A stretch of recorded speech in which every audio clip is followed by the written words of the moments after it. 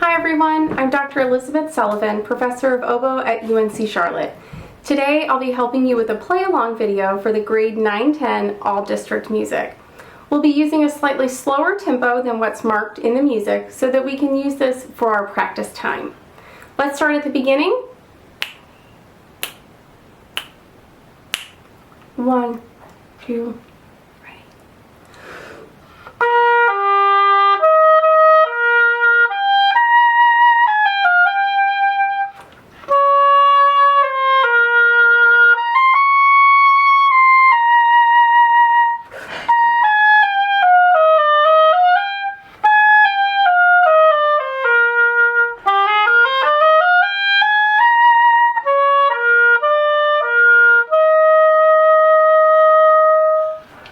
6, 8. 1, 2, 3.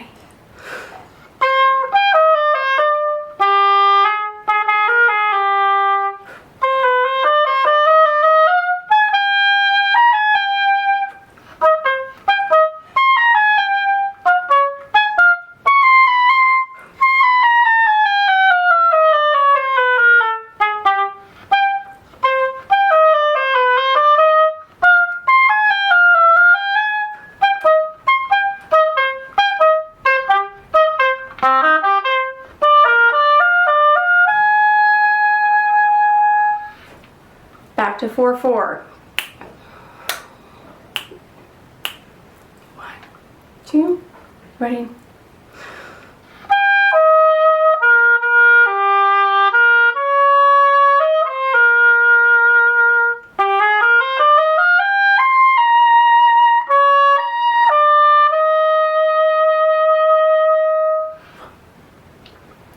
I hope you'll find the play-along helpful, and I wish you happy practicing.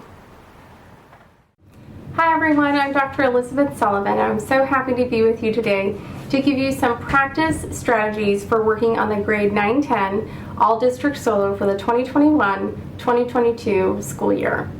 We're going to dive right in and we're going to focus on rhythm. So in the first section, in measure 1 and measure 2, you're immediately dealing with a little bit of syncopation and tied rhythms. So with my students, I would have them practice this by clapping first with a steady beat. 1 and 3 and 1 E and a 3. So we're going to overemphasize beat 2 in measure 2 and really just make sure we feel comfortable with that syncopated pattern.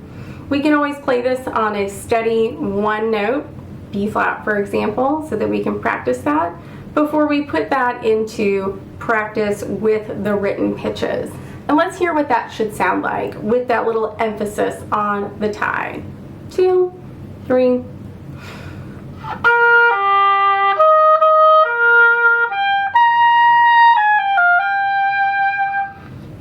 Now I would never perform it with that emphasis on beat 2, but that in our practice time can help us feel really sure that we're playing that tied rhythm correctly, and then we can take out the emphasis as we get closer to the performance time. Now here's a little note check at the end of that line. We do have a high D flat, so that is lifted first finger, 2, 3, 1, and your C key for that high D flat, just to be sure that we're all comfortable with that. And looking into line number 2, the composer has us immediately moving from a rest on the downbeat and 2 and, so 8th notes, triplet, rest again on beat 1, and 2 and triplet 3. There's some tough things back to back. Not having a note directly on the downbeat, moving from 8th notes into triplets. And then in the next measure, measure 7, again, a rest on the downbeat, E and a 2, E and a 3 and 4. So having to come off of a rest, moving directly into 16ths. Let's try this on the slow side together. And 2 and triplet, and 2 and triplet 4, E and a 2, E and a 3 and 4. And I would practice it at that tempo until I feel comfortable moving it faster. Now we're going to see the syncopation rhythm come back in ending A and B. Depending on which one you choose, you may have a little bit more triplets, a little bit more 16th notes to deal with, but both endings do have that same syncopated rhythm from measure 1. Now, there's a few fingerings I want to point out in here where you need to use the left E flat. So E flat, half full, 2, 3, 1, 2, 3. Instead of grabbing E flat on the right, you're going to grab E flat with your left pinky, and it's the farthest in left pinky key. And we can do that, for example, in measure 36. We're going from a held D flat, moving to E flat. Nice and smooth, and trying to roll with that right pinky.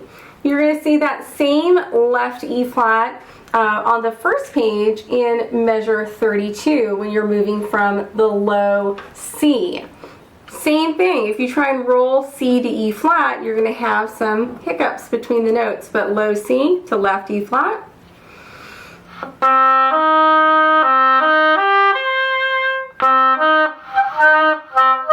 We start to have some hiccups when we try and roll the right pinky and it doesn't work. So start using that left E flat and you'll be really successful with that.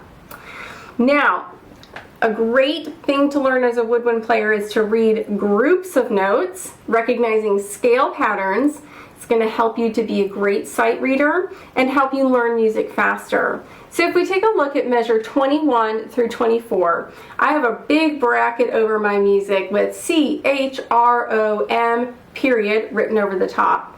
And this tells me that this is a chromatic passage. And instead of reading note by note by note, C, B natural, B flat, A, and worrying about all of those accidentals, I know that this is just a chromatic scale passage. And I just have to keep track of my time and knowing that I'm moving in eighth notes in a 6/8 pattern. Yeah, ba ba ba ba ba ba ba ba ba ba ba ba ba ba ba ba. So it's just your scale that you've been practicing for all district already. Let's try it together. 1, 2, ready.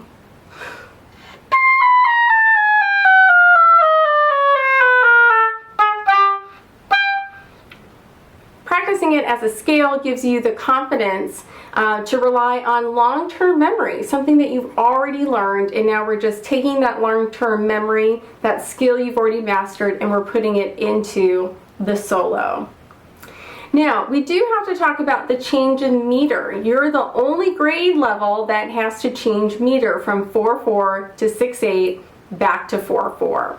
Now, when you get to the fermata at the end of measure 8, you're going to take a moment to breathe and to think about what 6/8 sounds like. In your head, I want you to think 1, 2, 3, 4, 5, 6, 1, 2, 3, 4, 5, 6. Do at least 2 measures of counting before you come in at measure 9. Same thing at the end of measure 34. Play your fermata, take a time for a real breath, and then get yourself thinking 1 and 2 and 3 and 4 and get yourself thinking in 4/4 again.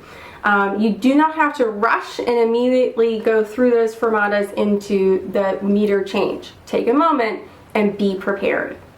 The last thing I'll leave you with is choosing some anchor points for your dynamics. And so we're going to look at measure 1, 4, 8, and 21. And I would have my students play each one of these dynamic levels for me. Measure 1, mezzo piano. Measure 4, mezzo forte. Measure 8, piano. And measure 21, forte.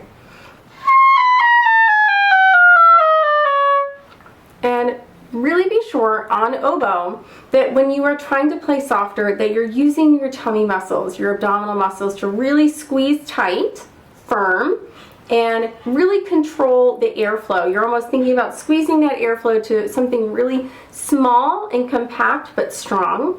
And you're not trying to control the airflow through the reed with your embouchure. That's going to cause the dynamic to be so quiet that the note kind of stops. And I bet you oboe players know exactly what I'm talking about.